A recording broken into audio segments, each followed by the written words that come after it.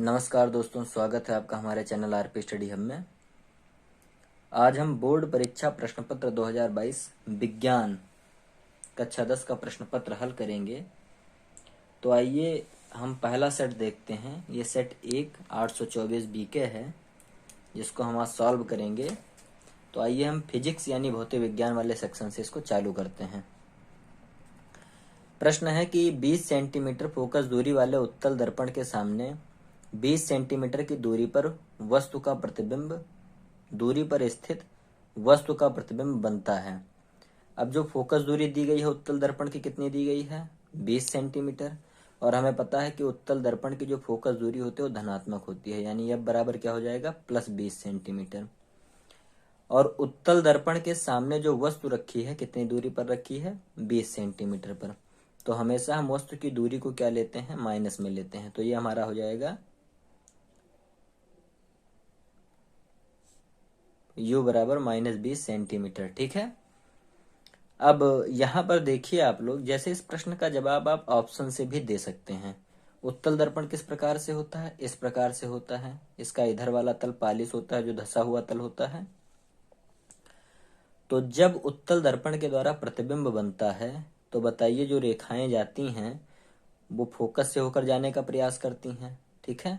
और चूंकि फोकस दाहिनी तरफ होता है तो रेखाएं आभासी रूप से आगे की तरफ जाती हैं। और जब दूसरी रेखा को हम इसके फोकस से गुजारते हैं तो जहां पर ये प्रतिच्छेद करती हैं वहीं पर हमारा प्रतिबिंब बनता है। तो जो हमारा प्रतिबिंब बनता है वो आभासी रूप से बनता है। किस प्रकार से बनता है? आभासी रूप से बनता है। ठीक है। तो अगर प्रतिबिंब आभासी रूप से बनना है तो बताइए दर्पण के सामने बन पाएगा? तो सामने तो बन नहीं पाएगा, यानी दर्पण से हमेशा किधर बनेगा? पीछे की तरफ बनेगा। इसको ऐसे हम मिलाकर क्या कर सकते हैं, जहां पर काटेंगे वहीं पर हमारा प्रतिबिंब बन जाएगा। तो ये आभासी प्रतिबिंब बनेगा और दर्पण के पीछे बनेगा, लेकिन इसमें दूरी दी हुई है 10 सेंटीमीटर। तो वैसे तो पीछे अगर होता दर्पण के पीछे तब तो ये उत्तर ऑटोमेटिक सही हो जाता। इसमें से एक ऑप्शन उपरोक्त में से कोई नहीं भी है, तो हो सकता है ये भी सही हो जाए। तो आइए इसको हम हल करके ही देख लेते हैं। हमारे पास क्या सूत्र है? हमारे पास सूत्र है 1/F बराबर 1/U + 1/V। तो 1/V बराबर क्या हो जाएगा? 1/F - 1/U। F का मान अभी हमने बताया था धनात्मक था +20, और U का मान हमने बताया था ऋणात्मक था। तो बताइए ये क्या हो जाएगा? अगर इसको हम नीचे लिखें तो 1/20 + 1/20 ये हो जाएगा आपका 2/20, यानी 1/10। ये 1/V का मान आ जाएगा, तो V बराबर आ जाएगा 10 सेंटीमीटर। चूंकि ये धनात्मक आ रहा है इसलिए प्रतिबिंब दाहिनी तरफ 10 सेंटीमीटर दूरी पर बनेगा। तो ये आसान था। इसका उत्तर कौन सा सही हो जाएगा? ए वाला सही हो जाएगा। अगला प्रश्न हम देखते हैं, प्रिज्म में श्वेत प्रकाश की किरणों के गुजरने पर सबसे अधिक विचलन किसका होता है? तो उस प्रकाश किरण का विचलन सबसे ज्यादा होगा, उस रंग का विचलन जिसके लिए अपवर्तनांक सबसे ज्यादा होगा। तो बैगनी के लिए अपवर्तनांक सबसे ज्यादा होता है, इसलिए सबसे ज्यादा विचलन किसका होता है? बैगनी रंग का। क्यों बैगनी रंग का होता है? क्योंकि इसका अपवर्तनांक जो होता है इसके लिए प्रिज्म का वो ज्यादा होता है। और प्रिज्म में इसकी चाल जो होती है, जब अपवर्तनांक ज्यादा होगा तो इसकी चाल प्रिज्म में क्या हो जाएगी? कम हो जाएगी। और लाल रंग की चाल ज्यादा होती है इसलिए उसके लिए अपवर्तनांक कम हो रहता है। ठीक है। तो हमसे यहाँ सबसे ज्यादा विचलन पूछा था, तो किसका होगा? बैगनी रंग का। अगला प्रश्न देखिए आप लोग, विद्युत जनित्र में रूपांतरण होता है, सिंपल सी चीज है। विद्युत ऊर्जा को किसमें बदलता है? यांत्रिक ऊर्जा में। अगला प्रश्न हम लोग देखते हैं,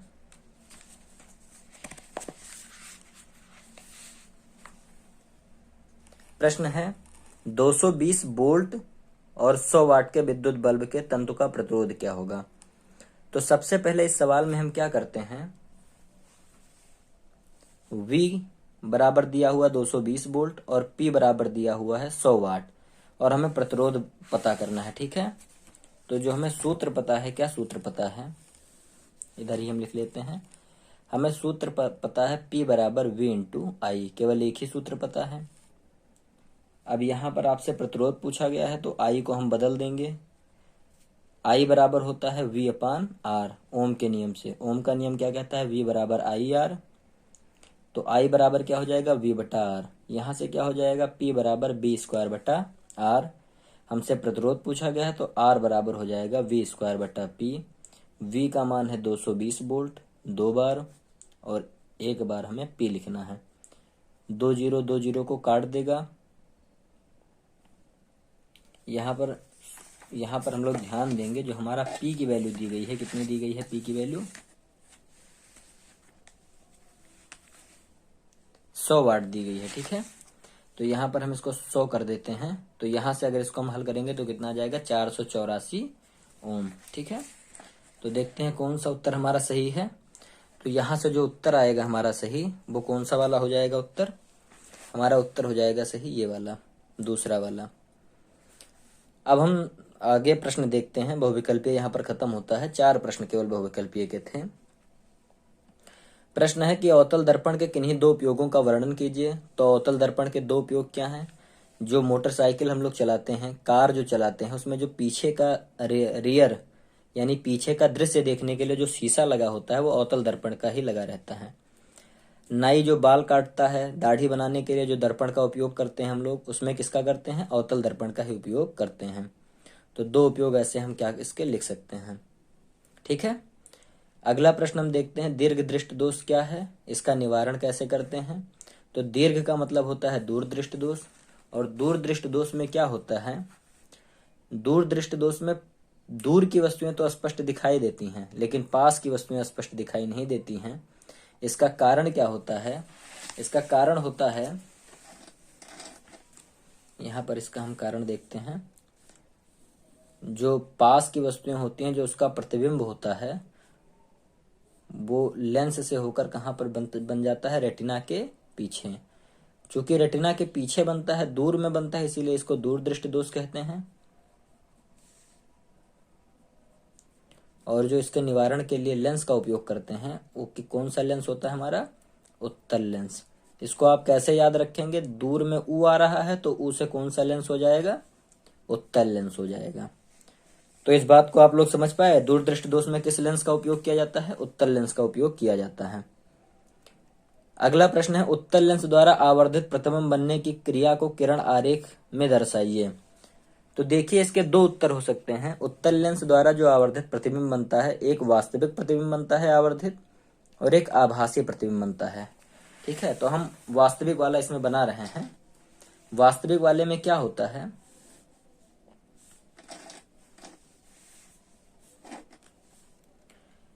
ये है हमारा 2 का ग नंबर पार्ट। ये हमारा मान लीजिए कोई उत्तल लेंस है, ये मुख्य अक्ष है। उत्तल लेंस के पास कितनी फोकस दूरियां होती हैं, 2 फोकस दूरियां होती हैं। एक को f1 कह देंगे, और इधर वाले को हम क्या कह देंगे, f2 कह देंगे। तो ये हो जाएगा हमारा 2f2। अब उत्तल लेंस द्वारा अगर हमें आवर्धित प्रतिबिंब बनाना है और वास्तविक प्रतिबिंब बनाना है, तो इसके लिए हम क्या करते हैं कि वस्तु को हमेशा फोकस और वक्रता केंद्र के बीच में रखते हैं, या फिर हम कह सकते हैं इसको f1 और 2f1 के बीच में रखते हैं। इससे एक किरण चलाते हैं जो मुख्य अक्ष के समांतर होती है, और मुख्य अक्ष के समांतर किरण अपवर्तन के बाद कहाँ से होकर जाती है, फोकस से होकर जाती है। यहाँ बीच में प्रकाशिक केंद्र होता है, एक किरण हम प्रकाशिक केंद्र से गुजारते हैं। जो किरण प्रकाशिक केंद्र से होकर गुजरती है, वो बिना अपने मार्ग से विचलित हुए आगे निकल जाती है, या फिर उसी मार्ग पर वापस आ जाती है। जहाँ पर ये किरणें वास्तव में कटती हैं, वहीं पर प्रतिबिंब बन जाता है, और जो ये प्रतिबिंब बनता है, ये वस्तु से हमेशा बड़ा बनता है, इसीलिए इसको हम आवर्धित प्रतिबिंब कहते हैं। कैसा प्रतिबिंब कहते हैं, आवर्धित। और ये उल्टा होता है, और क्या होता है, वास्तविक होता है। ठीक है, आवर्धित का मतलब होता है कि जो प्रतिबिंब बनता है वो वस्तु से बड़ा बनता है। तो ये वास्तविक वाले कंडीशन के लिए था। जब हम आभासी के लिए प्रतिबिंब देखते हैं आवर्धित, तो जो वस्तु होती है वो f1 और इसके बीच में आ जाती है। ठीक है, अगला प्रश्न हम लोग देखते हैं 3 नंबर का नंबर प्रश्न।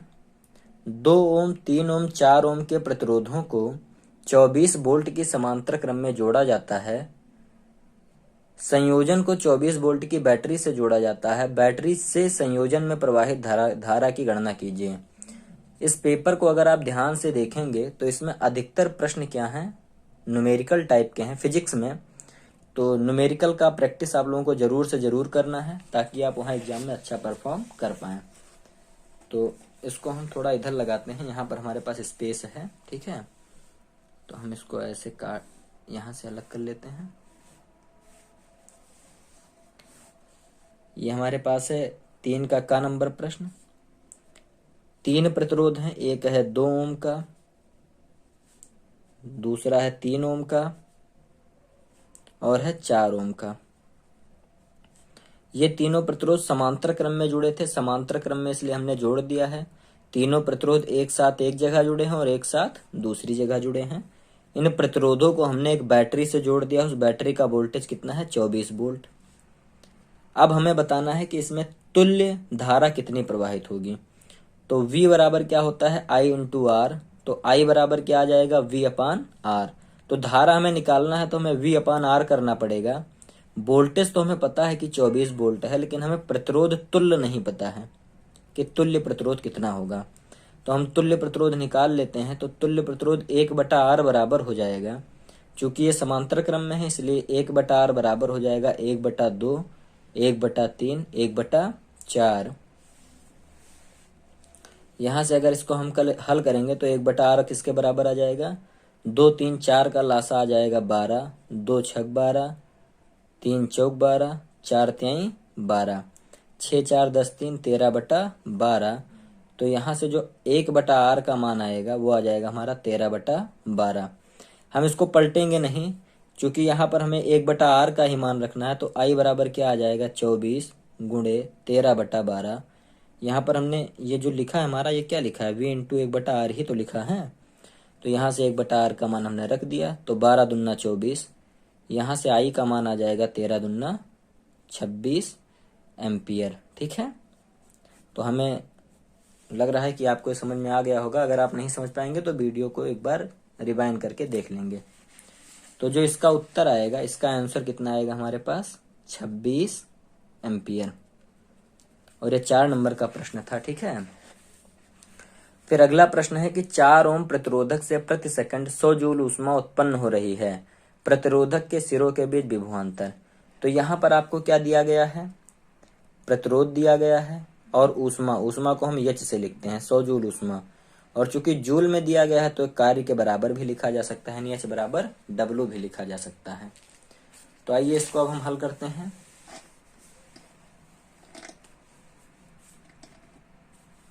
ठीक है, तो देखिए 3 का ये खा नंबर प्रश्न है। प्रतिरोध R बराबर कितना दिया गया है 4 ओम, ऊष्मा को H हीट से लिखते हैं और चूंकि जूल में इसलिए कार्य के बराबर भी कर सकते हैं। ये हमें दिया गया है 100 जूल। तो हमें एक ही सूत्र पता है, पावर बराबर क्या होता है W/T। और यहाँ पर अगर हम देखेंगे तो ये जो ऊष्मा उत्पन्न हो रही है प्रति सेकंड उत्पन्न हो रही है, क्या हो रही है प्रति सेकंड, यानी T बराबर आपका क्या है 1 सेकंड है। तो यहाँ से W बराबर क्या आ जाएगा P, चूंकि T का मान 1 रख देंगे। अब P बराबर क्या होता है, पावर बराबर और होता है V इंटू आई, तो V इंटू आई लिख देंगे। यहाँ पर हमें जो मान निकालना है वो विभवांतर का मान निकालना है, यानी V का मान निकालना है। लेकिन यहाँ पर हमें I का मान दिया नहीं गया है, तो I को भी हम चेंज कर लेंगे, W बराबर V। और I को क्या लिख सकते हैं ओम के नियम से, ओम का नियम V बराबर IR होता है। तो I बराबर क्या हो जाएगा V/R, यानी V स्क्वायर बराबर क्या हो जाएगा WR। V स्क्वायर बराबर W का मान कितना है 100, R का मान है 4, तो V स्क्वायर बराबर आ जाएगा 400। और यहाँ से V बराबर हो जाएगा √400 का, 400 का √ कितना हो जाएगा 20, ठीक है। तो यहाँ से 20 वोल्ट हमारा क्या आ जाएगा, उत्तर आ जाएगा। तो इसका उत्तर हम कितना लिख देंगे, जो इसका उत्तर आएगा हमारे पास ये कितना आ जाएगा, यहाँ पर उत्तर इसका आ जाएगा हमारे पास 20 वोल्ट, ठीक है। अगला प्रश्न आपसे पूछा गया है कि प्रकाश के परावर्तन के नियम लिखिए। तो प्रकाश के परावर्तन के क्या नियम है कि आपतित किरण, परावर्तित किरण और अभिलंब तीनों एक तल में होते हैं। और जो अभिलंब होता है ये आपतन बिंदु पर होता है, यानी आपतित किरण, परावर्तित किरण और आपतन बिंदु पर खींचा गया अभिलंब तीनों एक तल में होते हैं। और दूसरा नियम है आपतन कोण परावर्तन कोण के बराबर होता है। ठीक है, तो ये दोनों नियम आप लोग पढ़े हैं। तो हम इसमें सवाल जो है वो हल करने का प्रयास करेंगे कि एक अवतल दर्पण से 10 सेंटीमीटर की दूरी पर स्थित वस्तु है, यदि दर्पण से आभासी प्रतिबिंब 20 सेंटीमीटर की दूरी पर बनता है तो दर्पण की वक्रता त्रिज्या ज्ञात कीजिए। और चूंकि वस्तु को हमने बताया है u से माना जाता है और वस्तु हमेशा बाईं तरफ होती है, तो u बराबर -10 सेंटीमीटर हो जाएगा। और अवतल दर्पण है, प्रतिबिंब आभासी बनना है तो प्रतिबिंब आभासी बनेगा। आभासी हमेशा दर्पण के दाहिनी तरफ बनता है, ये दर्पण होगा तो प्रतिबिंब इधर बनेगा, और इधर बनेगा तो इसकी दूरी को हम क्या लेंगे, धनात्मक। तो v बराबर क्या आ जाएगा, 20 सेंटीमीटर। अब हमें वक्रता त्रिज्या ज्ञात करनी है, तो हम यहाँ पर हल कर रहे हैं सवाल को।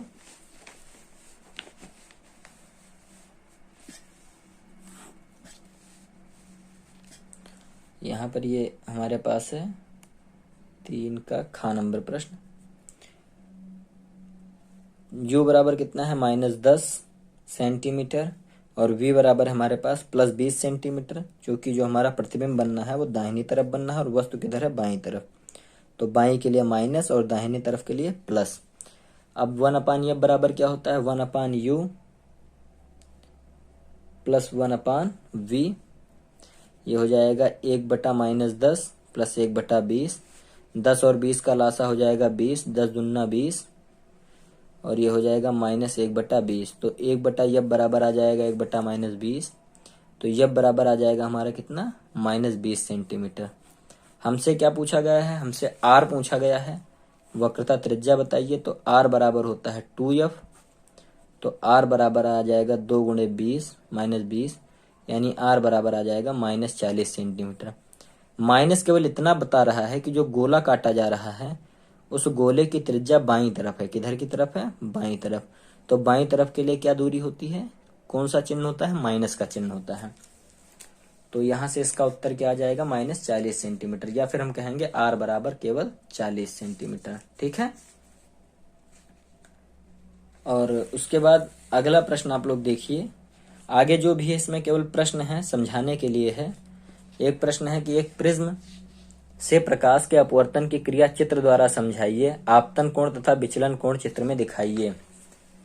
तो और उसके बाद है विद्युत मोटर का नामांकित चित्र बनाइए। तो ये जो भी प्रश्न है ये सब रिटन टाइप के हैं, वीडियो को हम लंबी नहीं करना चाह रहे हैं, फिर भी हम ये प्रिज्म का अपवर्तन आपको समझाए दे रहे हैं। ठीक है, तो प्रिज्म का अपवर्तन कैसे हम समझ सकते हैं।